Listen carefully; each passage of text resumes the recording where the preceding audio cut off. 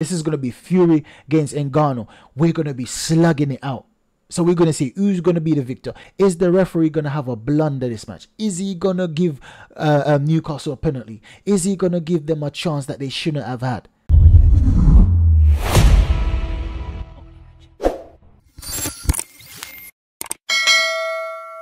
What up, what's up guys? Welcome back to Rob's Arsenal recap, and in this video we're going to preview the match against Newcastle. Now, we know that Newcastle has been absolutely ripping this season for the past few seasons. Yes, they had a few downers in this season, they had a few poor results, but for the fact that they're keeping up with us, and we will go into these stats, they're keeping up on par with us, shows that they're no joke. And I'm a bit scared. I'm a bit scared. I'm man enough to admit that I'm a bit scared of Newcastle, because it's their team plays so well from back to front, from front to back. They've got brilliant attackers, brilliant strikers, being Isak being one, Wilson, Gordon. They've got brilliant attackers. They've got a strong midfield, Joelinton, Gomeres, Willock.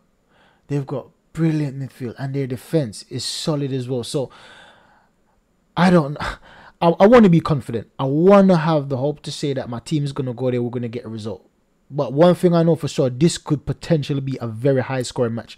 So let's get into the stats to see how Newcastle might line up against us and how we can neutralize their threats. So basically, this is Newcastle's strongest team for me, yeah?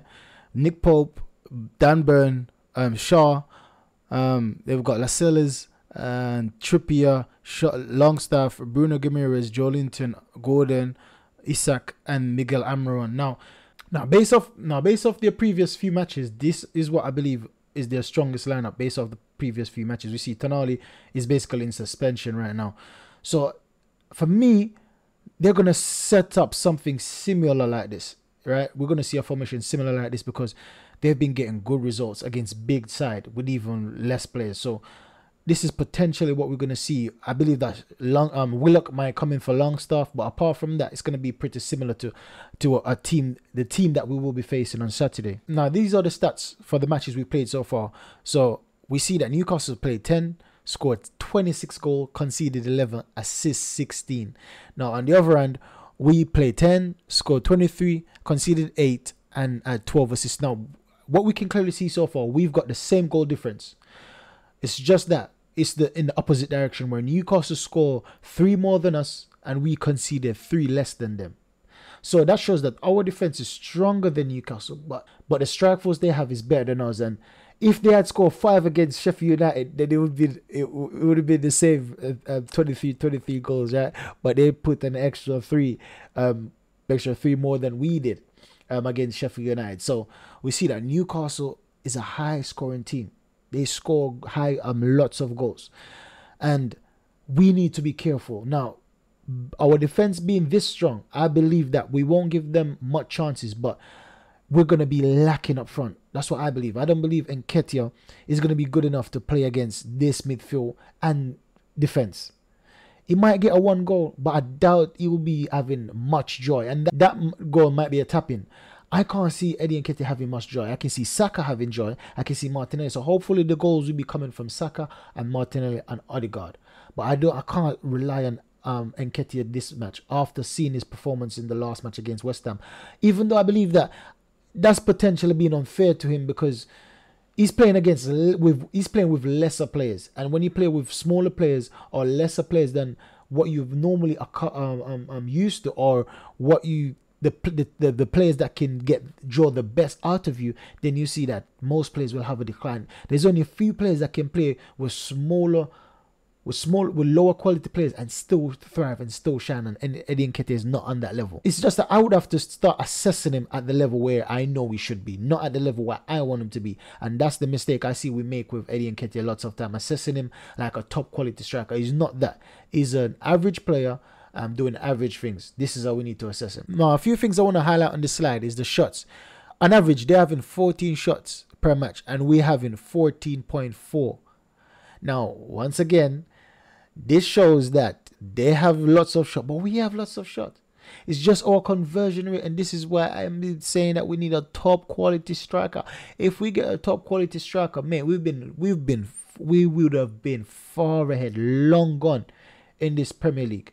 Even from last season, we would have been cleaning up teams, because we can see that we have lots of shots in matches on average. But even the post-match analysis I've done against West Ham, we see that we had 8 shots in the first half, having 1 on target. That's poor. In the second half, having 6 shots, only 2 on target. Average. But we need to start getting about 60 to 80% minimum.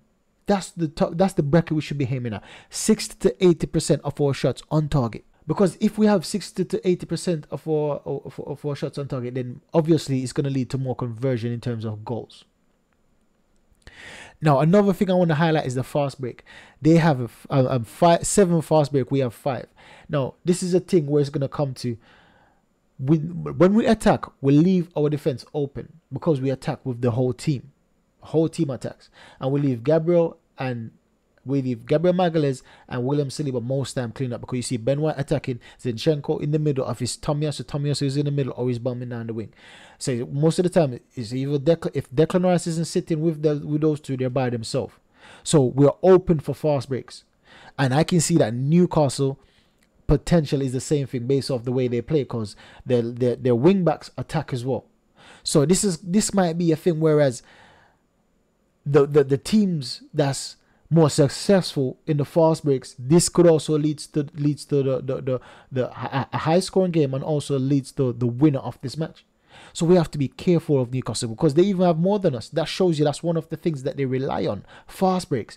And they've got speedsters like Almiron. They've got speedsters like Barnes, Gordon, Wilson is pacey, Isak is pacey and skillful. So that's something that we need to keep our eye on going into this match. Now, when you check out ball possession, they've got 54.7% to our 60. So we have more of the ball in most of the matches, right? More than them, right? And we dictate the game most of the time. For passes, we also have more than them, having 510 to their 448. Accurate in on off, we have 243. They have 260. So they play the ball, and that's at a 91% comparing to our 93%. So they play the ball a lot more in their half than us, right?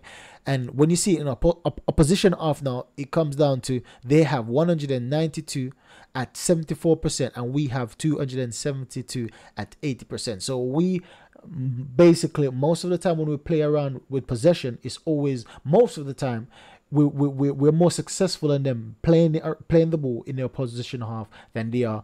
So potentially, this is why I'm saying that they were going to be looking for the fast break, because they're going to come, we're going to go there, and they're going to understand that, listen, Arsenal wants to be possession-based team. They're going to control the ball, but if we can catch them on the break, if we can catch them on the counter, then we can do damage to them. This is how I think they will be thinking. So we need to be mindful. I want to see William Saliba on high alert, clamping down Isak, clamping down Gordon. Because Gordon is going to be on his side. I want to see Gabriel Magalhaes clamping down Isak when Isak tried to drift over, clamping down Almiron. No prisoners.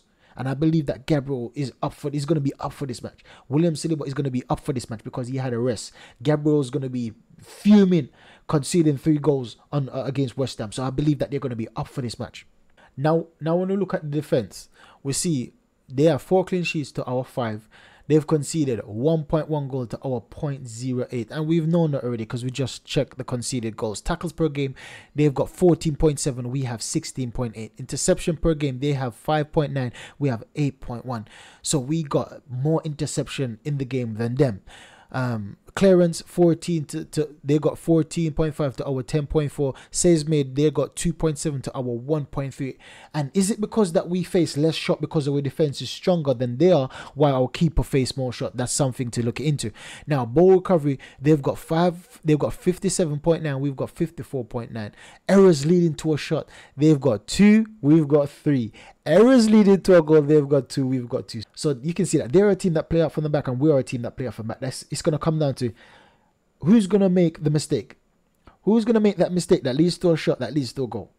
Who's going to make the mistake that have too much players high up the pitch and then leave their team open for a fast break. So these two things can dictate this game. If one of us if Arsenal or Newcastle get a goal by one of these means, then it can flip the match on its head, because then the other team is going to be looking to get back in the game, because we don't want to lose this match. We don't want to give up points. We don't want to draw, and neither does Newcastle. Newcastle want to get as much point as they can, because you see that they're going for Champions League spot. They want to be in the Champions League. So they're going to be looking to basically put up a hard match to get all 3 points. Both of us are going to be slugging it out. This is going to be Fury against Ngannou. We're going to be slugging it out. So we're going to see who's going to be the victor. Is the referee going to have a blunder this match? Is he going to give Newcastle a penalty? Is he going to give them a chance that they shouldn't have had? These are the questions I want to know, because we see that in these big matches. Make no doubt about it, they're coming to win. They're coming to win, because this is one of the defining matches of the season, because we don't want to lose pace to City and Tottenham. We can't afford to lose pace with them right now. We just got knocked out of a cup competition. We can't afford to be slacking behind points, behind goal difference. No. We need to keep up pace with the top 2, because this is how we're going to be in the end of the season. We want to be amongst them at the end of the season. And if we're starting to drop off now, before even Christmas, because the Christmas period, the schedule is going to be hectic, and we need to be amongst them before that happens. So hopefully we can get all 3 points for this match. I'm a bit scared. I'm not even going to lie. I'm a bit scared, but hopefully my team will do me justice. They've wronged me on Wednesday night. You've wronged me, Arsenal. Do me justice and get 3 points at Newcastle. So that's the video there and then, guys. Make sure you like, subscribe, and share. If you're not already subscribed, hit the subscribe button. Help me on my journey to 100 subs. We're almost there. We're almost there. Just 3 more subs, guys. 3 more subs. Catch you next video, guys. Goodbye.